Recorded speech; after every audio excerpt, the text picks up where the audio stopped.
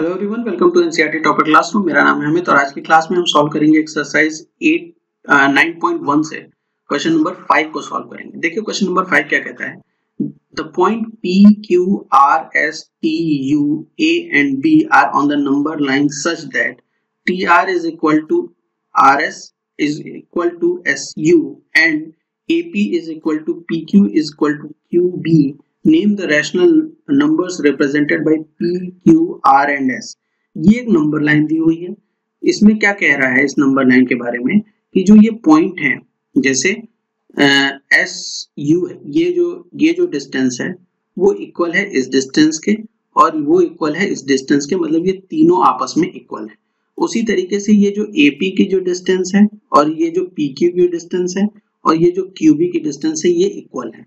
कहने का क्या मतलब हुआ, ये जो नंबर लाइन है ना इस तरीके से इक्वल पार्ट में बटी हुई है। जैसे 0 से 1 तक अगर जाएं, हम 0 से 1 तक जाएं तो इस तरीके से हमारे पास दो इक्वल पार्ट होंगे। जैसे यहाँ से 1 और फिर ये 2 और ये 3 और फिर आएंगे हम 1 पे, फिर इक्वल पार्ट ऐसे बटा होगा जैसे 1, 2 और 3। ठीक है, मतलब 2 के बीच में 0 और 1 के बीच में 3 इक्वल पार्ट है, 1 और 2 के बीच में 3 इक्वल पार्ट है, 2 और 3 के बीच में 3 इक्वल पार्ट है। उसी तरीके से -1 और 0 के बीच में 3 इक्वल पार्ट्स हैं। ठीक है, 3 इक्वल पार्ट्स हैं ये सब।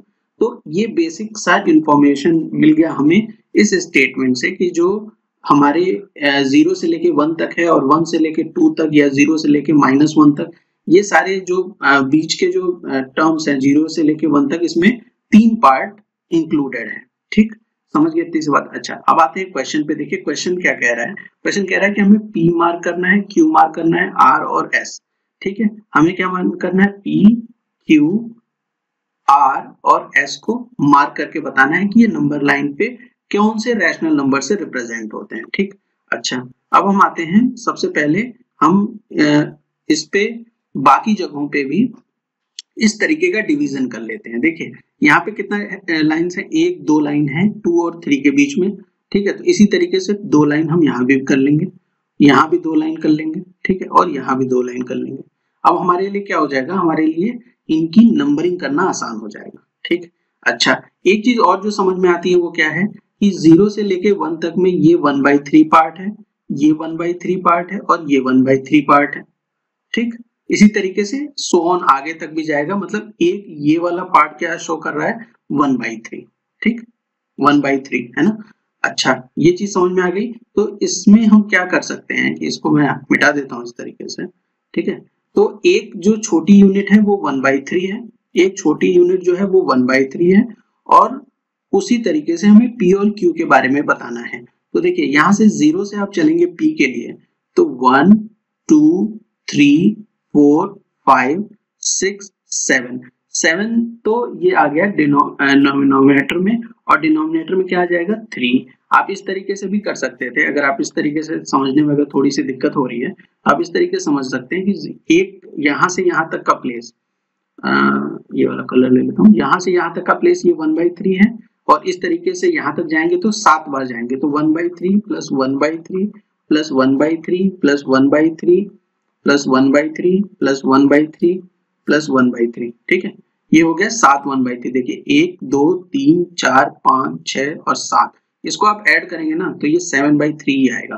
ठीक है, क्योंकि डिनोमिनेटर में तो 3 है और ऊपर में कितने नंबर्स हैं, 7 है, तो हमने इसको ऐड कर दिया तो ये 7/3 आ गया। समझ गए बात आप कि हमने कैसे निकाला। अच्छा अब हमें Q फाइंड आउट करना है, तो Q भी हम इसी तरीके से फाइंड आउट कर लेंगे।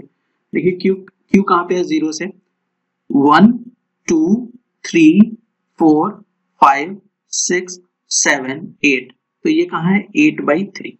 ठीक है, एक चीज तो आप समझते होंगे, जैसे 8/3 हम क्यों कह रहे हैं।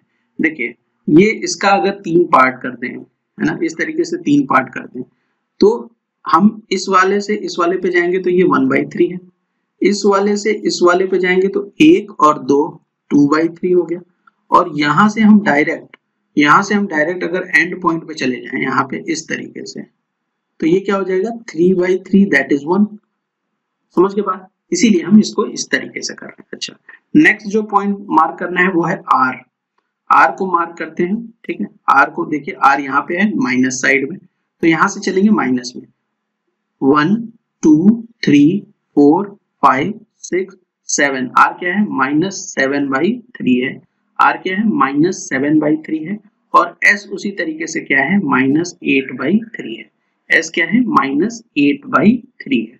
ठीक, समझ गए? तो उम्मीद करता हूँ कि क्वेश्चन नंबर 5 में जो हम नंबर लाइन पे इस तरीके से नंबर्स को पहचान रहे थे कि कौन सा रैशनल नंबर कौन सा पॉइंट रिप्रेजेंट कर रहा है, वो आपको समझ में आया होगा। अगर वीडियो पसंद आई हो तो वीडियो को आप लाइक कर सकते हैं, चैनल को सब्सक्राइब कर लीजिए एनसीईआरटी टॉपर क्लासरूम, और अपने फ्रेंड के साथ इस वीडियो को शेयर भी कर सकते हैं। Thank you for watching.